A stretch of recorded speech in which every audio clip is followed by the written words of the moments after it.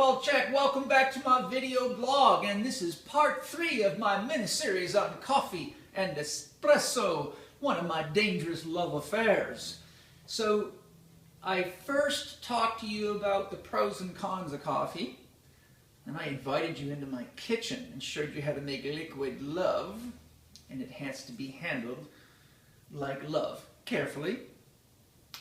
And today I'm going to share some tips for getting off of coffee, because as much as I love it, it is a problematic drug in many ways. That's the caffeine in the coffee and the other factors I talked about, coffee. Now, granted, I love this stuff. I could drink it by the gallon and probably die a happy man, but it's the in-between times when you're not awake and not asleep and you're dragging your ass all over the place. And as I said, it has quite a negative effect on sexual performance for males. I'm a male and I like sex to be good, so I don't want my coffee replacing my sex. The coffee is liquid love, but it shouldn't replace physical love with a real lover, in my opinion. Okay. Unless you're alone on the Antarctic and it's you, your coffee, and a blow-up doll. Go for the coffee. Okay, before I get into this, some reminders. My book, How to Eat, Move, and Be Healthy, your fully individualized assessment, questionnaires, specific responses, and key information for keeping yourself healthy, much of which is related to the things I've been talking about in this program. If you're liking these little video blogs, here's a couple hundred pages of them back to back. And remember, oftentimes people that have coffee loves and addictions have fungal and parasite problems, and they often need coffee to compensate for the adrenal stress, high levels of inflammation in the body, being overheated, and though the coffee picks you up and gives you temporary relief, it actually contributes significantly to taxing the adrenal glands, and long-term overstimulation of the adrenals will suppress immune function. And most people that I work with that have fungal and parasite problems have to get off of coffee or they cannot heal. In my 4 DVD set, Healing Fungal and Parasite Infections, the Absolute Essentials, I go beyond what's in this book in many regards and include other things and a whole lot of highly practical information everyone should understand. This should be shown in elementary schools, and I produced it so even a 12-year-old could understand it. So while many of you love free information and sound bites like this, know that these little video clips are fast food education. Sometimes you got to stop the fast food and get to the brass tacks. Here it is. That said, let's get into some good fast food education with some brass tacks in it. Okay, so how to get off of coffee. Number 1, you need to get your sleep cycle balanced out. Coffee has caffeine in it. Caffeine has quite a long half-life, 4 to 6 hours. That means if you drink 1 cup of Starbucks coffee, that's around 300 to 350 milligrams. We'll call it 300. 4 to 6 hours later, you still have 150 milligrams in you. 4 to 6 hours later, you still have 75. 4 to 6 hours later, you still have about 35. I don't know if you understand what that means. It means if you drink coffee in the afternoon, you can guarantee your sleep cycle is screwed and your recovery is pretty much ruined. And most people are doing that all the time, finishing dinner with coffee and stuff like that. Not good. So step 1, restore your sleep cycle. In my book, How to Eat, Move, and Be Healthy, I go into a significant amount of explanation on circadian cycles, sleep cycles, physical repair, psychogenic repair, how it works. In a nutshell, you need to get yourself to bed by 10 o'clock and rise at 6 a.m. If you cannot do that for reasons of shift work or whatever, then some of my tips for you are to take naps. Naps are very, very powerful healing tools, free. The best time to nap is around 11 o'clock and 3 o'clock, 11 a.m. and 3 p.m. because there's a natural dip in our chi flow cycle. so people can fall asleep easier at that time. Use an alarm clock. Don't sleep longer than 20 minutes, or you can get a hibernation effect. Wake up, feel like you can't wake up, and it has a very similar effect on you as jet lag. It encourages people, unfortunately, to drink more coffee and tea. Another, if you're weaning yourself off of coffee or any caffeinated beverage, do not ever drink it after 3 o'clock in the afternoon. Why? Because of the half-life. If you drink coffee or tea or stimulants after 3 in the afternoon, chances are very, very high your sleep cycle will be completely disrupted unless you have, the liver of a cow in there, which is not likely. Okay? Next, some supportive things that can help you get off of coffee. If you go to rrsuperfoods.com, they got a great product called Coffee Fix. A very good replacement for what you put in the coffee. One of the key things about coming off of coffee or stimulating drinks like that, research shows that the ritual is as important to the individual as what's in the cup. So oftentimes what makes getting off of coffee so challenging for people is they really love meeting people at coffee shops and the ritual. So maintain the ritual and put some Coffee Fix or some, I call it Gyasa, but apparently it's Yuasa tea from RR Superfoods. They also have an excellent adrenal support formula, very high quality stuff. If you go to AmericanWildFoods.com, AmericanWildFoods.com, they have a great chaga mushroom drink, and they have other chaga products. Chaga is a great replacement for coffee that helps stabilize the body and has quite a nice flavor. There's also many other things at AmericanWildFoods.com you can use. Another little trick is when a person's coming off of coffee, they usually go into adrenal depression because they're usually elevated in cortisol levels, which has a stimulating effect on the brain. Berries in general, like strawberries, huckleberries, blueberries, berries have a stimulating effect on the adrenal glands.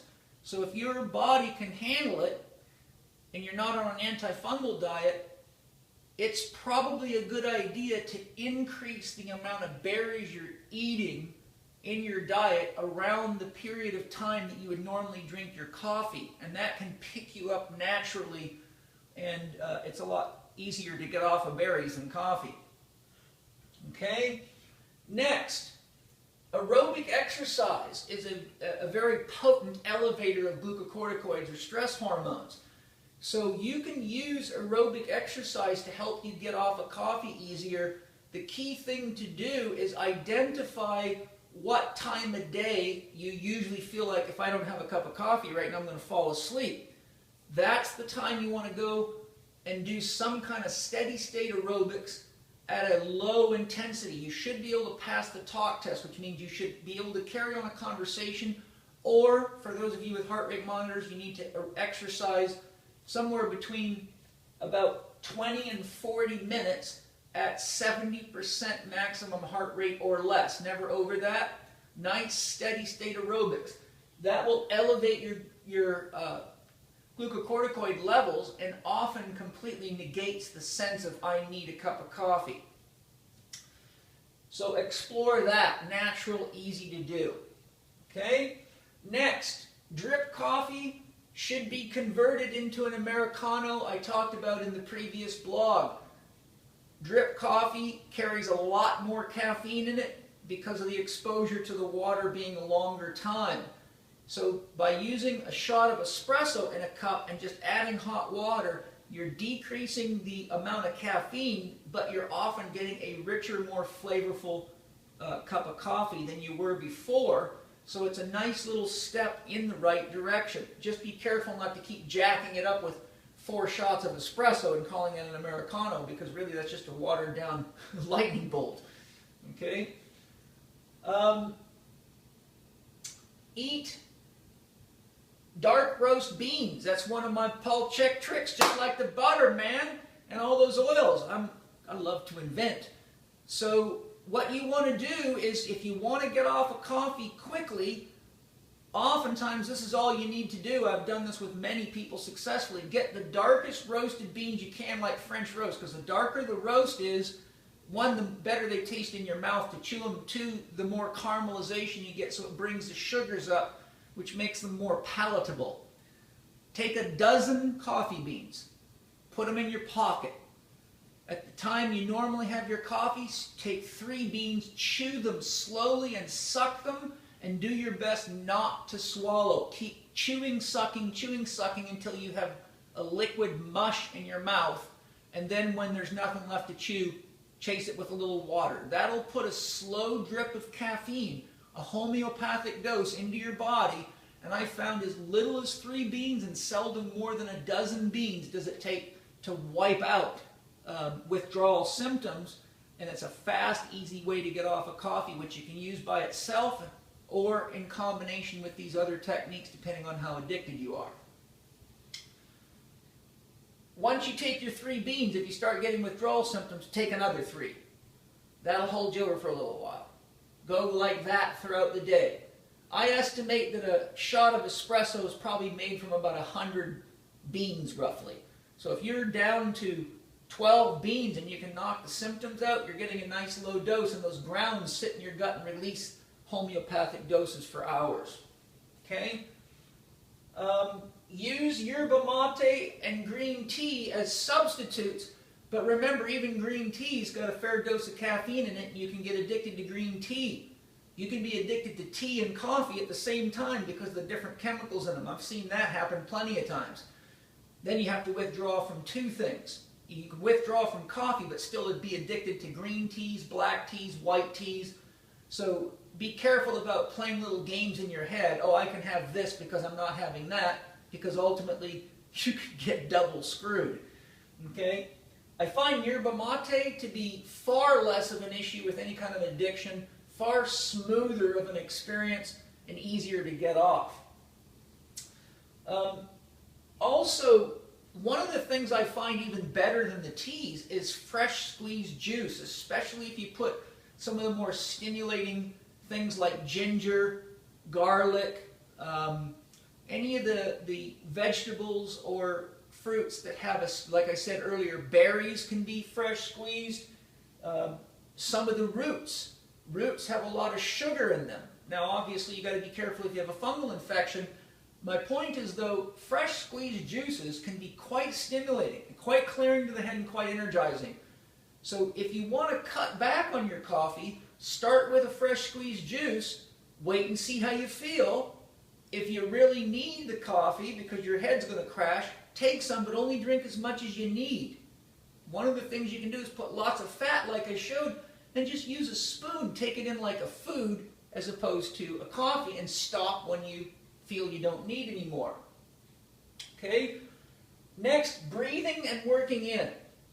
Look at my last 4 Doctors You'll Ever Need How to Get Healthy Now book. It's an ebook, multimedia ebook.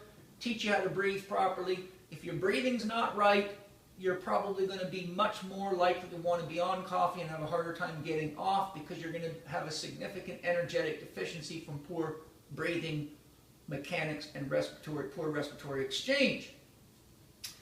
Working in. I talk about how to do that in many resources and all over my YouTube channel. Very, very helpful for getting off of any kind of addictive substance. Next, cold showers are magic. Best time for a cold shower is first thing in the morning before you start your day. It has a very enlivening effect, as cold as you can go.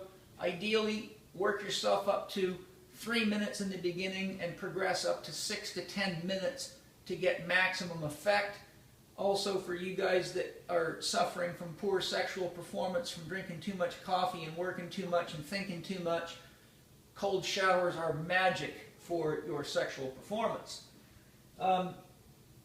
Number 9, keep the routine, as I said earlier, but just change what's in the cup. And 10, I have found high-quality organic chocolate, such as green and blacks, to be a nice support for people coming off of chocolate. So if you're in that transition where your body's having a bit of a go of it, a little bit of chocolate in there seems to give just enough boost to make the transition easier. Those are my tips for getting off of coffee. Over the years, I've gotten off it for periods of as long as a year, 6 months, depending on what my needs were. I've probably been on and off coffee successfully 6 or 8 times, and I've helped thousands of people get off of it, oftentimes quickly for significant medical reasons, etc. These techniques work. All you got to do is follow the advice and enjoy the freedom. And like I showed you, you can enjoy a little sip of espresso, know your limits, have a dream, balance yourself, have values, and that way you know when to say yes and when to say no. Otherwise, all you got to live for is your coffee, and taking your coffee away is like taking a kid's blankie or toy away, and it doesn't work well. Thanks for joining me. I don't know what we'll talk about next. We'll have a chat with great spirit. I'll be back to share something with you soon. See you then.